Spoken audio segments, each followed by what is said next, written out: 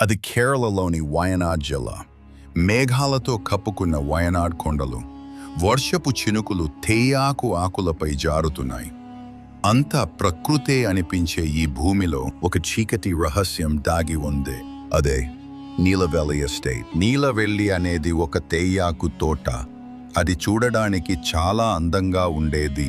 కానీ ఆ ఊరిలో ఉన్న జనానికి ఆ తోట అంటే చాలా భయం ఉండేది.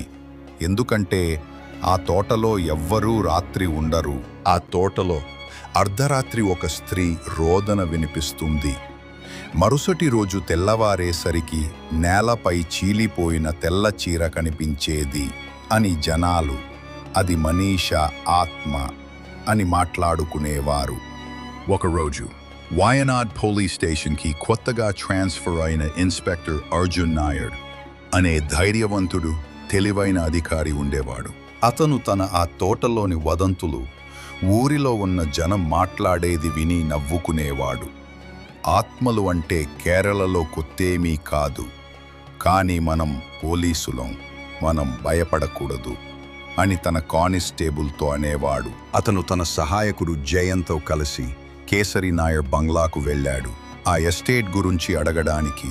ఆ బంగ్లా పెద్దది, కానీ పాతది.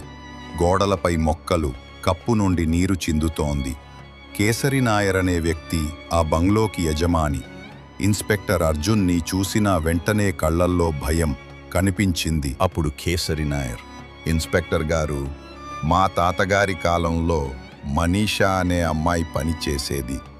రాత్రి ఎవరో ఆమె గొంతు కోసి చంపేశారు. అప్పటి నుండి ఆ ప్రదేశం శాపగ్రస్తమైంది అన్నాడు.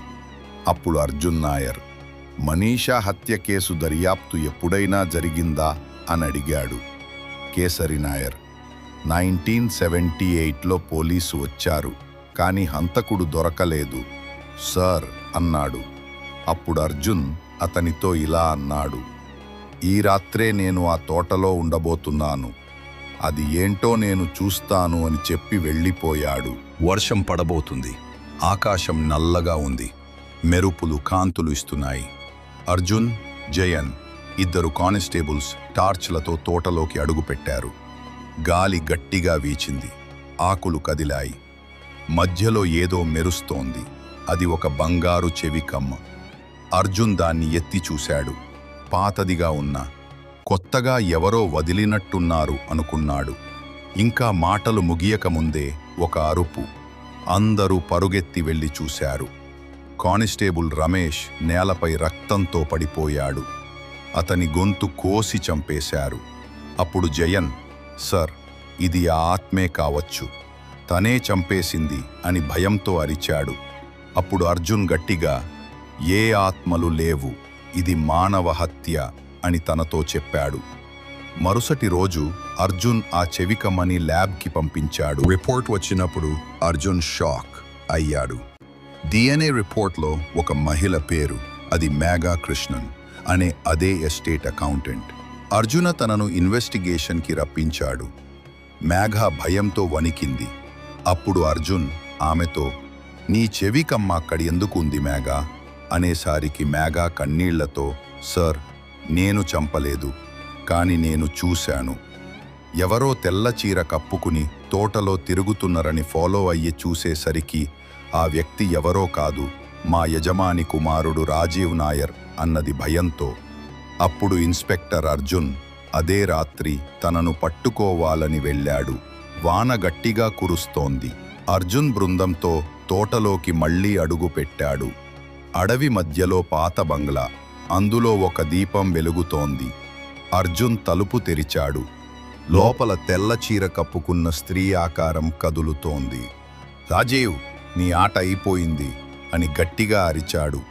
ఆ ఆకారం తిరిగి చూసింది. అతనెవరో కాదు, కేసరి నేర్ కొడుకు రాజీవ్ నాయర్. కళ్ళల్లో పిచ్చి చూపులు, చేతిలో బ్లేడ్ పట్టుకొని ఉన్నాడు. అప్పుడు రాజీవ్, నీవు నన్ను పట్టుకోలేవు ఇన్స్పెక్టర్. నా తండ్రి నన్ను అవమానించాడు. ఈ తోట నాది, నాకే కావాలి అని అర్జున్పై అటాక్ చేయడానికి పరిగెత్తుకుంటూ వచ్చాడు. ఇద్దరి మధ్య ఘోరమైన పోరాటం జరిగింది. వర్షపు చినుకుల మధ్య మెరుపులు మెరుస్తున్నాయి. చివరగా అర్జున్ తన తుపాకీ తీసి రాజీవ్ను కాల్చి చేశాడు. రాజీవ్ నేలపై కూలిపోయాడు. తరువాత రోజు తోట ప్రశాంతంగా ఉంది. కేసరి నాయర్ కన్నీరు పెట్టుకున్నాడు. నా లోభం నా కుమారుడిని రాక్షసుడిని చేసింది అని చాలా బాధపడ్డాడు. ఈ కేసుకి సంబంధించి మేఘా పోలీస్ విచారణలో సహకరించింది. అర్జున్ రాసిన ఎఫ్ఐఆర్ రిపోర్ట్ చివరి లైన్ ఏంటంటే, భయం ఒక ఆయుధం, దాన్ని మానవులు దుర్వినియోగం చేస్తే అది నేరమవుతుంది అని. కానీ కథ ఇక్కడకే ముగియలేదు. 1 నెల తర్వాత వాచ్మన్ బాబు చనిపోయాడు. అదే చెట్టు కింద, అదే ప్రదేశంలో. అతని చేతిలో ఒక పాత ఫోటో ఉంది. అది మనీషా కేసరి నాయర్ మరియు ఒక చిన్న బాలుడు. ఆ బాలుడు రాజీవ్ కాదు.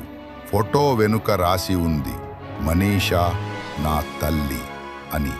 అర్జున్కి అర్థమైంది, మనీషా నిజంగా కేసరి నాయర్ రెండో భార్య. ఆమె హత్యను దాచినవారు ఇంకా శిక్ష పడలేదు అని. రాత్రి గాలి వీచింది. ఒక తెల్ల చీర కదిలింది. గాలి మధ్యలో ఒక స్వరం, నా న్యాయం ఇంకా పూర్తి కాలేదు అని.